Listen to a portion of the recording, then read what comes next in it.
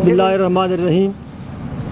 मैं आप सबका शुक्रगुज़ार हूँ शॉर्ट नोटिस पे तशरीफ़ लाए हो।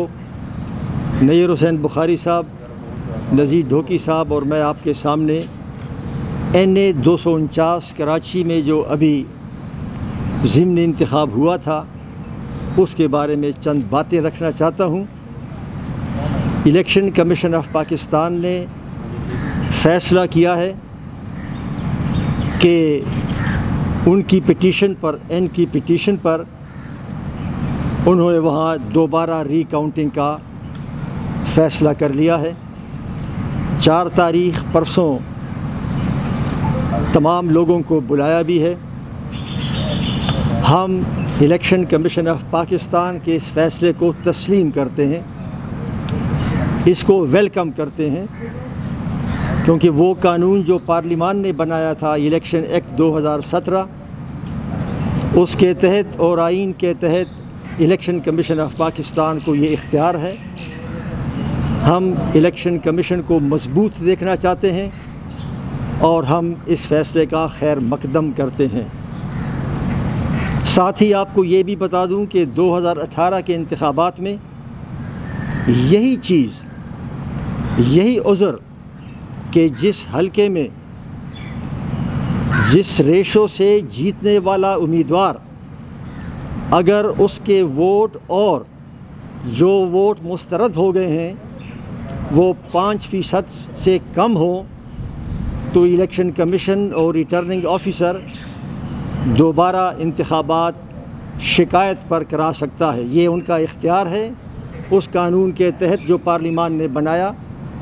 लेकिन 2018 में 34 ऐसे हलके थे जिस पर रीकाउंटिंग होनी थी, नहीं हुई, और 2 ऐसे भी हलके थे कि जिसमें रीकाउंटिंग शुरू हुई और दरमियान में रोक दी गई। लेकिन इस तहफ़्फ़ुज़ात के बावजूद हम इलेक्शन कमीशन के फ़ैसले को खैर मकदम करते हैं, क्योंकि हम ECP की बालादस्ती साफ़ और शफ़ाफ़ इंतखाबात के लिए चाहते हैं। दूसरी बात जो मैं अर्ज़ करना चाहता हूँ वो ये है कि 249 के हवाले से पाकिस्तान पीपल्स पार्टी के ख़िलाफ़ कुछ बदगुमानियाँ फैलाई गई हैं। पहले ये कहा गया कि PPP का तो यहाँ कोई असर व रसूख ही नहीं था। ये बात गलत है। PPP का यहाँ से 1988 के इंतखाब में भी PPP ही का उम्मीदवार कामयाब हुआ था और उसके बाद भी 2008 में ये हलका जो था ये तकसीम हो गया। यहाँ से कादर पटेल साहब होते थे और अब टिकट कादर मंदोखेल को दिया गया था। पाकिस्तान पीपल्स पार्टी का वहाँ वजूद है, बड़ा तकड़ा वजूद है, और पिछले दिनों वहाँ तंजीम नो हुई है। पूरे कराची में दरख्वास्तें मंगाई गई थी, हज़ारों की तादाद में दरख्वास्तें आईं, बाकायदा इंटरव्यू हुआ था और वहाँ पे PPP ने वहाँ फ़ालियत दिखाई है, वहाँ पे ग्राउंड वर्क किया है। ऊपर से छलांग लगा के PPP नहीं आई। एक एतराज़ ये किया गया कि ये देर क्यों हो गई रिज़ल्ट के अनाउंसमेंट में। हम गिनती करने वाले नहीं थे, गिनती करने वाला इलेक्शन कमीशन है। इस सवाल का जवाब तो यकीनन इलेक्शन कमीशन देगा।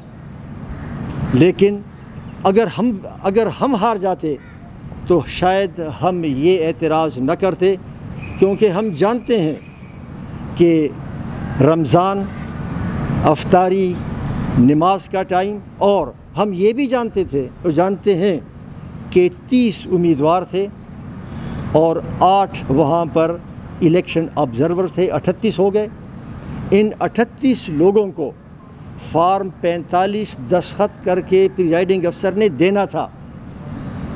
इलेक्शन कमीशन का जो तरीक़ेकार है वो जब फार्म 45 भरता है तो कार्बन कापी के ज़रिए भरता है, जिस पर 4 कापियाँ एक वक्त में हो सकती हैं। गोया इस एक्सरसाइज के लिए ECP के प्रिजाइडिंग अफसर को 10 बार भरना पड़ता। ये ECP का काम है कि वो उसकी वजाहत करे। लेकिन अगर हम हार जाते तो हम ये बात न उठाते, क्योंकि हमको इन चीज़ों का पता है। इसलिए मैं आपकी वसातत से ये बताना चाहता हूँ कि हम खुले दिल के साथ तमाम इलेक्शन का कवानीन पर अमल दरामद करने की तैयार हैं, और जो हमारे मुखालिफ हैं, जो इलेक्शन कमीशन में गए हैं, मैं उनको बता देना चाहता हूँ कि ऐन मुमकिन है, अगलब गुमान है कि जब रिकाउंटिंग होगी तो पाकिस्तान पीपल्स पार्टी शायद और ज़्यादा वोटों से जीती हुई नज़र आए। उस वक़्त फिर आप क्या करेंगे? मेरी गुजारिश सिर्फ ये है कि ये न कहा जाए, आप भले तनकीद करें, आप भले इलेक्शन कमीशन में जाएं, कानून के मुताबिक अपने हकूक़ का मुतालबा करें, लेकिन ये हरगिज़ न कहें कि पाकिस्तान पीपल्स पार्टी इस्टेब्लिशमेंट के कहने पर आई है, या पाकिस्तान पीपल्स पार्टी ने कोई मुका कर लिया है। ऐसी बातें अगर होंगी तो बात दूर तक चली जाएगी। हम भी फिर मजबूर होंगे कि हम कहेंगे कि मुका तो उस वक्त होता है जब ज़मानतें मिलती हैं, मुका तो उस वक्त होता है जब कन्विक्शन होने के बाद भी बाहर जाने की इजाज़त मिलती है। लेकिन हम ये बात नहीं करते और हम नहीं करेंगे, इसलिए कि हमारा मुकाबला, हमारी जंग अपोजिशन की पार्टियों के आपस में नहीं है। हमारी जंग जो है वो इमरान खान के टोले के साथ है, और हमारी जंग इस निज़ाम को दुरुस्त करने की खातिर है। मैं आप सब का शुक्रगुजार। एक मिनट शुक्रिया। फरजुल्लाह बाबर साहब ने हमारी जमात का मौक़िफ़ आपके सामने रखा, ECP के हवाले से और उस जमात के हवाले से जो ये इंतखाब हार चुकी है। तो मैं समझता हूँ कि जो ग्राउंड रियलिटीज़ थी इस कॉन्स्टिट्यूंसी की, वो ज़रा हम आपके सामने रखना चाहते हैं कि पाकिस्तान पीपल्स पार्टी ने जो कैंडिडेट दिया कादर मंदोखेल, वो एक पॉलिटिकल वर्कर है, एक पॉलिटिकल एक्टिविस्ट है, जिसकी वाबस्तगी पाकिस्तान पीपल्स पार्टी के साथ है। ये वो शख्स है जो उस हलके में मौजूद रहता है। तो ये नून ने तजर्बा किया PTI की तरह कि मिफ्ता इस्माइल वो कोई पॉलिटिकल फिगर ही नहीं है।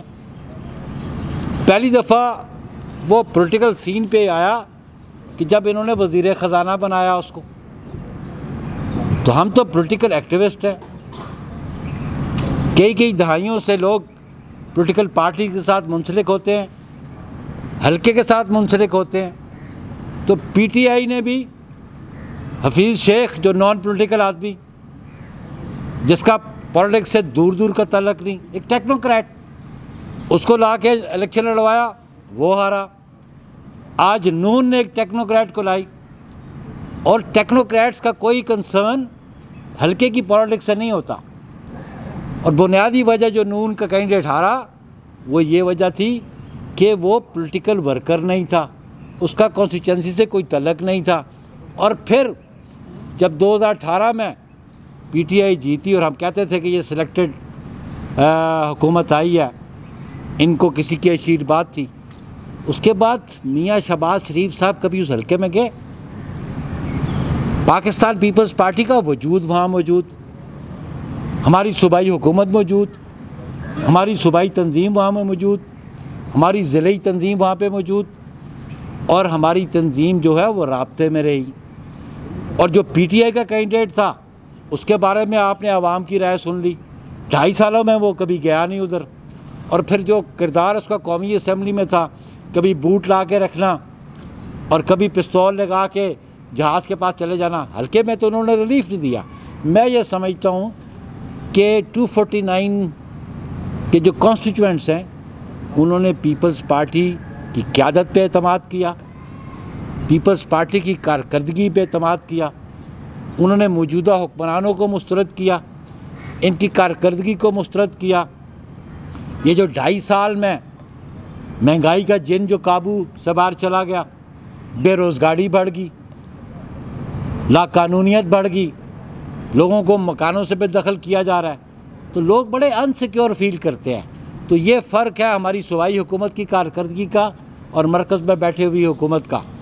और हम समझते हैं, जैसे बाबर साहब ने कहा, इलेक्शन कमीशन बिल्कुल अपने आइन और कानून के मुताबिक अपने इक़दाम उठाए। हम 4 तारीख को हम पेश होंगे, रिकाउंट होगा तो रिकाउंट को भी जो रिज़ल्ट आएंगे फेस करेंगे। और मेरे तो वहाँ पे जो सदर है कराची डिवीज़न के, उन्होंने कहा अगर रीपोलिंग होगा तो हम रीपोलिंग के लिए भी तैयार हैं और इंशाल्लाह रीपोलिंग में हम ज़्यादा वोटर्स इनसे जीतेंगे। तो ये एन और नून ये ज़िम्मेदार है पीडीएम में क्राइसिस क्रिएट करने के। पीडीएम पाकिस्तान पीपल्स पार्टी ने इसकी बुनियाद रखी और हम इस हुकूमत के ख़िलाफ़ लड़ना चाहते थे। हम उसके लिए लॉन्ग मार्च के लिए भी तैयार थे, हम उसके लिए नो कॉन्फिडेंस के लिए भी तैयार थे। ये ना लॉन्ग मार्च करना चाहते हैं, ना ये रेजोल्यूशन लाना चाहते हैं नो कॉन्फिडेंस का, ना ये प्रॉमिस में जाना चाहते हैं, ना ये मरकज़ में नो कॉन्फिडेंस लाना चाहते हैं। तो बुनियादी डॉक्यूमेंट हमारा जो 20 सितंबर को हमने लिखा था उसकी सीक्वेंस है, हम उस सीक्वेंस के साथ चलना चाहते हैं। और फिर जो ख़ुद इंटरव्यू दिया एन की लीडरशिप ने और मौलाना फजल रहमान साहब ने कि वो तो इनको 5 साल देना चाहते हैं। पीपल्स पार्टी आज भी चाहती है कि हम इन हुक्मरानों से इस मुल्क और इस कौम को निजात दिलवाएं, इस महंगाई से निजात दिलवाएं, इसमें कानून की बालादस्ती हो, आइन की बालादस्ती हो। उसके लिए हमारी जद्दोजहद पहले भी थी और आज भी हमारी जारी है। ये आप बता दें कि एस्टैब्लिशमेंट की एक जो जमात है उसके सरबराह, उसके लीडरान के शहीद रानी के बारे में और भुट्टो साहब के बारे में जो खिताबात थे और अब जो कुछ वाजे हो रहा है जो जिस तरह वो कर रहे हैं, आप समझते हैं उनके साथ इत्तेहाद फितरी था? देखिए जी, इत्तेहाद इस पर ये कोई हमारा इलेक्शन अलायंस नहीं था। इत्तेहाद बुनियादी तौर पे हमारा मौजूदा हुक्मरानों के ख़िलाफ़ था, क्योंकि इस मुल्क के अवाम जो हैं वो तंग आ चुके थे इस हुक्मरानी से, इस महंगाई से, इस बेरोज़गारी से, लाकानूनियत से, इससे तंग आ चुके थे। और ये इत्तेहाद जो बना था मौजूदा हुक्मरानों के ख़िलाफ़ बना था। आज भी हम समझते हैं कि जो जमात हमारे साथ तावन करने को तैयार है, हमारे साथ एजिटेशन में आने को तैयार है, हमारे साथ नो कॉन्फिडेंस में आने को तैयार है, पाकिस्तान पीपल्स पार्टी उन निकात पे जो 20 सितंबर को हमने दस्तखत किए थे आज भी उन पे कायम है। बुखारी साहब, प्राइम मिनिस्टर इमरान खान ने ये कहा है कि इलेक्शन का अमल को शफाफ बनाने के लिए आए और ऐनी तरमीम करते हैं और उस पर बात करते हैं। पीपल्स पार्टी का पॉइंट ऑफ व्यू क्या है? देखें जी, ये पार्लियामेंट्री कमेटी पहले भी कॉन्स्टिट्यूट हुई जिसमें परवेज़ खट्टक वगैरह शामिल थे, वो तो पार्लियामान को अहमियत ही नहीं देते। कितनी मरतबा पार्लियामान में वज़ीर आज़म गया है और फिर उसका कंडक्ट पार्लियामान में क्या है। तो वर्किंग रिलेशंस तो उन्होंने पॉलिटिकल पार्टीज़ के साथ बनाए नहीं। अगर वर्किंग रिलेशंस बनाए, पाकिस्तान पीपल्स पार्टी लेजिस्लेशन करती रही लेकिन अपोजिशन के साथ वर्किंग रिलेशन से करती रही। पहले वो अपने रवैये को तो देख लें, वो अपना अंदाज़ गुफ्तगू को तो देख लें, तो फिर वर्किंग रिलेशन इस्टेब्लिश करें। पार्लियामान जो है वो एक ऐसा अदारा है कि जो कानून साजी करता है और हम समझते हैं कि पार्लियामान की इज़्ज़त और तौक़ीर में इजाफ़ा हो, उस पर आवाम का एतमाद हो। लेकिन इनकी कारकर्दगी पिछले 3 सालों की है कि लोगों का एतमाद नहीं रहा पार्लियामान पर। ये बुखारी साहब की बात को आगे बढ़ाते हुए सजाद तरीन, जो प्राइम मिनिस्टर ने कहा है इलेक्ट्रॉनिक वोटर्स मशीन का, वो नॉन स्टार्टर है। ये तजर्बा जब फ़खरुद्दीन जी इब्राहिम साहब ज़िंदा थे उन्होंने भी ये डोल डाला था और उन्होंने एक पायलट तजर्बा भी शुरू करना था, लेकिन फिर उनको यकीन हो गया कि ये नहीं चल सकता और ये ख़त्म हो गया था। जिन ममालिक में आर्जी तौर पर EVM शुरू किया गया था ऑन एक्सपेरिमेंटल बेसिस, उनमें से कई ममालिक ने यह तजर्बा छोड़ दिया। लेकिन पाकिस्तान जैसे मुल्क में जहाँ पर आए दिन इंटरनेट के साथ छेड़खानी होती है, एक ऐसी रियासत में जहाँ सिक्योरिटी के नाम पर इंटरनेट में छेड़खानी की जाती है, वहाँ पर मैं कंप्यूटर बेस्ड वोटिंग कैसे मानूँ कि कंप्यूटर बेस्ड वोटिंग जो है उसमें फ्रॉड नहीं होगा। हम समझते हैं कि कंप्यूटर बेस्ड वोटिंग में पाकिस्तान में सबसे ज़्यादा फ्रॉड का ख़तरा है, इसलिए हमने इसको मुस्तरद किया। और जहाँ तक इमरान खान के साथ बातचीत का ताल्लुक़ है, गुज़श्ता उनके 30 माह की जो हुकूमत है उसमें आप देख लें, जो उनका अंदाज़ है वो अंदाज़ गुफ्तगू जो है वो बातचीत का नहीं है।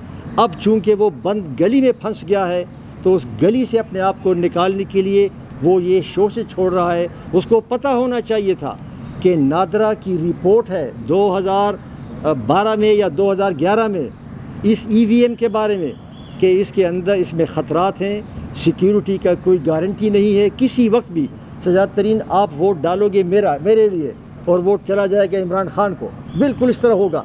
तो ये कभी नहीं चल सकता। इमरान खान ने ये बात ऑफ द हेड की है, कोई तहकीक कोई रिसर्च नहीं की। ऑफर किया है कि पीपल्स पार्टी अगर अपने फैसले पे नजरसानी करे और दोबारा PDM में आ जाए तो उनके तमाम जो गिले शिकवे हैं वो भी दूर किए जाएंगे और उनका अपोजिशन लीडर भी माना जा सकता है। देखिए, मैं तो इस वक्त तो हम 249 की बात कर रहे हैं, बहरहाल आपके इस सवाल के भी जवाब दे देता हूँ। हमने तो PDM बनाने वाले हम हैं, PDM बनाने वाले हम हैं। वो कौन होते हैं कि वो हमसे कहें कि हम आपको दो, हमने PDM बनाया है, उनको हमारे पास आना चाहिए। तो इसलिए ये कहना कि जी हम अब माफ़ी मांग लें, हम उनके पास वापस चले जाएं, ऐसा नहीं होगा। उनको अब जो उन्होंने शो काज नोटिस दिया था उसको विड्रा करना पड़ेगा, उनको इस बात की माफ़ी मांगनी पड़ेगी और फिर एक मुश्तरका नस्बुलैन की तरफ बढ़ते हुए हम उनकी बातचीत हो सकती है।